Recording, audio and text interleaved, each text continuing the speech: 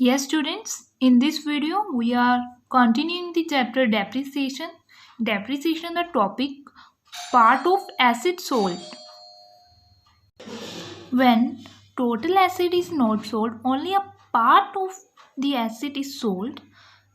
उस टाइम की ट्रीटमेंट होएगा वो आप कैलकुलेट करांगे। देखो क्वेश्चन है अपने कोल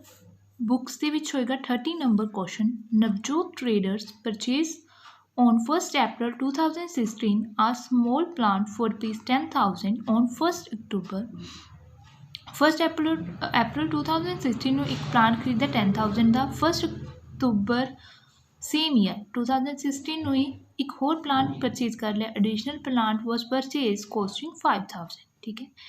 on 1st October 2017 the plant purchased on 1st April 2016 1st October 2017 ਤੇ ਆ ਜਾਓ ਉਸ ਟਾਈਮ ਕੀ ਹੋਇਆ ਜੋ 1st April 2016 ਨੂੰ 1st April 2016 ਨੂੰ ਜੋ ਐਸਿਡ ਪਰਚੇਜ਼ ਕੀਤਾ ਸੀ ਪਲਾਂਟ ਪਰਚੇਜ਼ ਕੀਤਾ ਸੀ ਹੈਵਿੰਗ ਬਿਕਮ ਓਬਸੋਲੈਂਟ ਐਂਡ ਸੋਲਡ 4,000 ਉਹ ਖਰਾਬ ਹੋ ਗਿਆ ਬਿਲਕੁਲ ਉਸ ਨੂੰ ਸੋਲਡ ਕਰਤਾ 4,000 ਦੇ ਵਿੱਚ clear on 1st October 2018 fresh plant was purchased for ₹12,000 ਹੁਣ 1st October 2018 ਨੂੰ ਇੱਕ ਹੋਰ plant purchase ਕਰ ਲਿਆ 12,000 ਦਾ and plant purchase on 1st October 2016 was sold for 4,200 जो 1st October ਵਾਲਾ ਸੀ ਮਤਲਬ 5,000 ਵਾਲਾ ਜੋ plant ਸੀ ਉਹ sold ਕਰਤਾ 4,200 ਦੇ ਵਿੱਚ depreciation 10% per annum ਹੈ original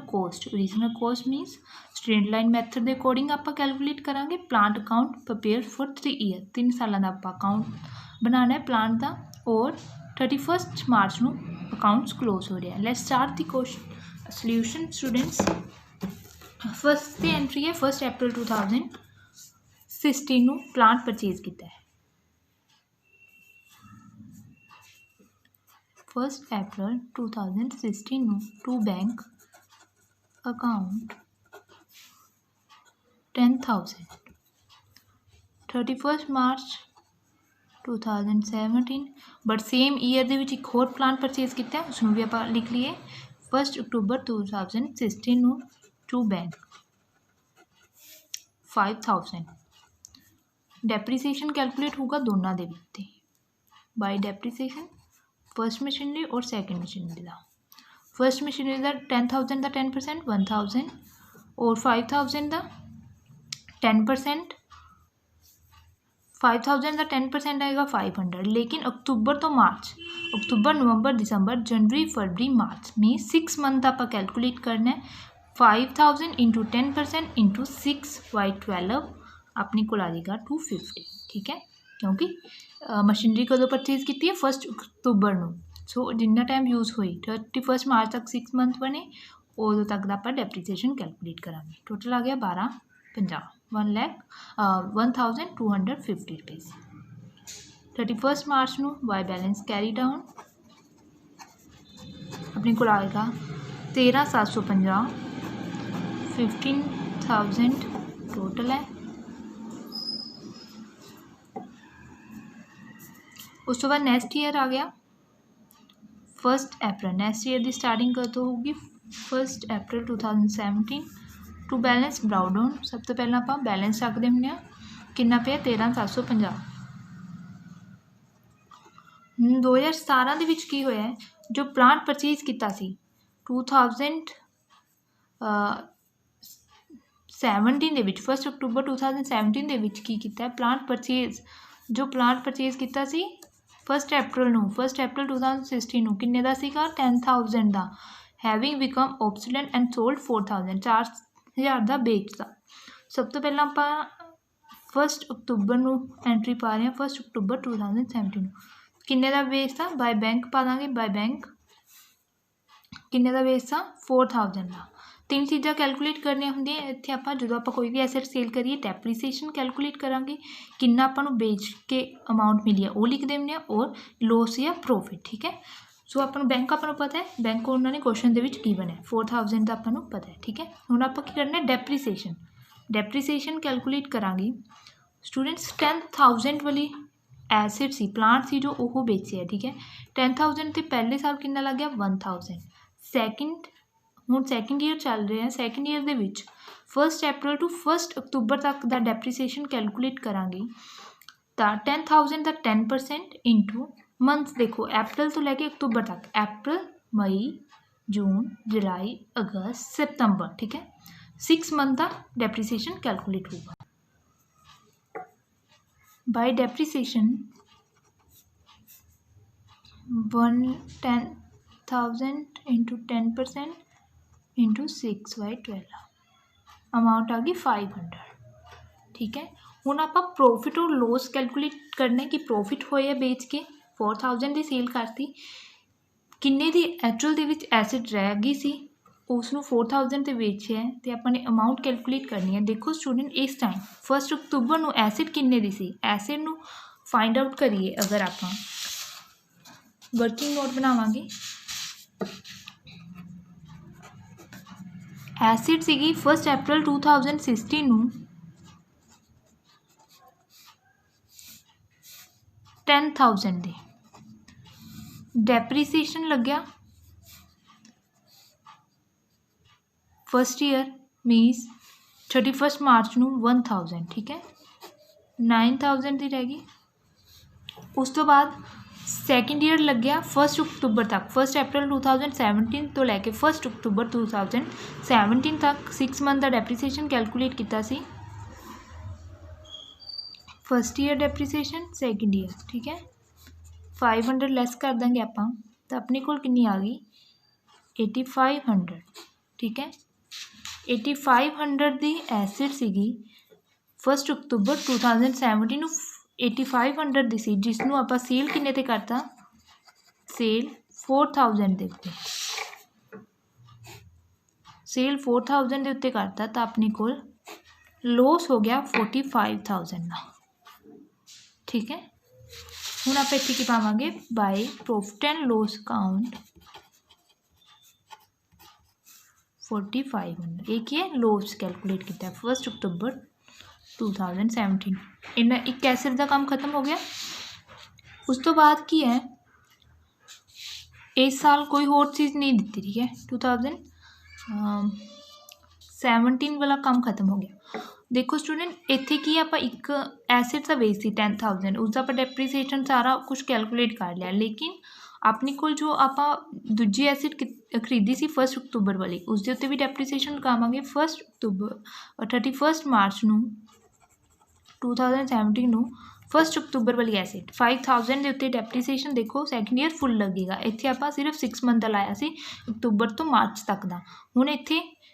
पूरा साल यूज़ हुई है तब पूरा साल का डेप्रीसीएशन बाय डेप्रीसीएशन 5,000 के उत्ते 10%, ठीक है तो 500। उस तो बाद आएगा बाय बैलेंस कैरी डाउन,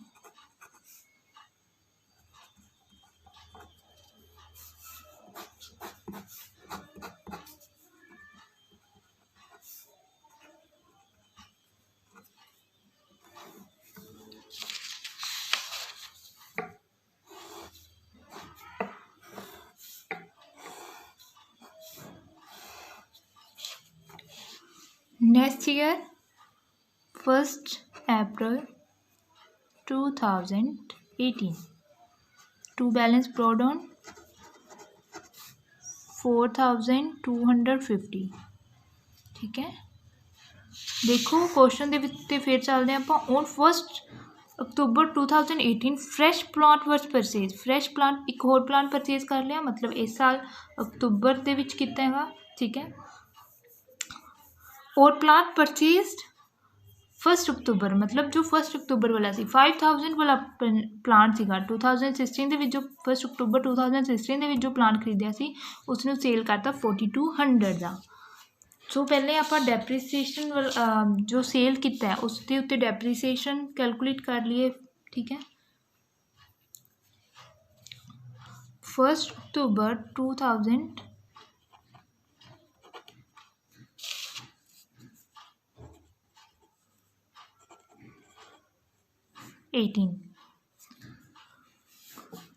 जो 5,000 वाला से उसनों आप सेल कर रहे हैं, किन्ने दे विच सेल किया 4,200 दे विच। सो बाय बैंक आएगा बाय बैंक 4200। ਹੁਣ ਇਸ ਐਸਟ ਦੇ ਉੱਤੇ ਡੈਪਰੀਸੀਏਸ਼ਨ ਵੀ ਕੈਲਕੂਲੇਟ ਕਰਨਾ ਹੈ, क्योंकि 1 अप्रैल तो लैके 1 अक्तूबर तक एसिड यूज़ हुई है, उत्थों तक का डेप्रीसीएशन कैलकुलेट करके आप एसिड दे विचों लैस करांगे 3 साल का डेप्रीसीएशन। फिर आपां नूं एसिड की वैल्यू इस टाइम जिस टाइम सेल हुई है उस टाइम की एसिड की वैल्यू पता चल जू। ठीक है, जिस तो आपां की पता करते हुंदे कि कंपनी नूं प्रॉफिट होया या लॉस होया सेल करके। सी by depreciation 5000 दी सी, 5000 का 10% और किन्ने मंथ दे लिए है 6 मंथ के लिए यूज़ हुई है 6/12 250 रुपीज़। हुण स्टूडेंट्स आप वर्किंग नोट बनावांगे और देखांगे एसिड की वैल्यू जो सेल की उदों किन्नी सी। देखो 5000 टोटल एसिड की वैल्यू सी अक्तूबर 2016। ठीक है, 5000 पे उस 31 मार्च 2017 में डेप्रीसीएशन कितना लाया सी 250 रुपीज़, ये लैस कर देंगे। उस तो बाद 2017 दे विच भी इस उत्ते डेप्रीसीएशन लगा सी फुल ईयर का 500। ठीक है, ये वाला डेप्रीसीएशन देखना है 500, ये भी लैस हो जाऊगा। और इस साल का हम कैलकुलेट किया 6 मंथ का 250, ये भी डेप्रीसीएशन लैस कर देना। अपने को अमाउंट आऊगी 4000 का दी एसिड है इस टाइम जिस टाइम आप सेल कर रहे हैं 4000 दी है। 4000 वाली एसिड में 4200 के सेल करता, इट मीनस प्रॉफिट हो गया। जो लॉस होंगे तो आप इधरली साइड रिकॉर्ड करते हैं, तो प्रॉफिट होया तो डेबिट साइड लिखांगे 1 अक्तूबर 2018 to profit and loss account 200 clear. उस तो बाद एक प्लान परचेज किया 12000 का, वो भी कदों है 1 अक्तूबर नूं। 1 अक्तूबर नूं फिर एंट्री पावांगे टू बैंक 12000। हुण आपां ने जो पहला वाले दोनों परचेज किए सी ये सेल करते, इसका सारा प्रोसीजर खत्म हो गया। देखो 12000 के उत्ते 6 मंथ का डेप्रीसीएशन कैलकुलेट करांगे 31 मार्च नूं कैलकुलेट करना है अक्तूबर नवंबर दिसंबर जनवरी फरवरी मार्च। ठीक है ना,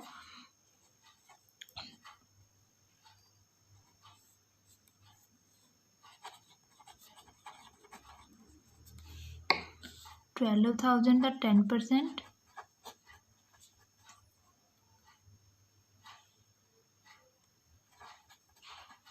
सिक्स मंथ का 600 आ जाएगा।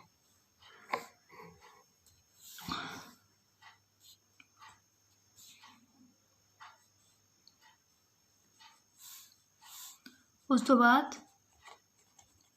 Bye balance carry down 11,400 last से टोटल अपना बनता है 16,450।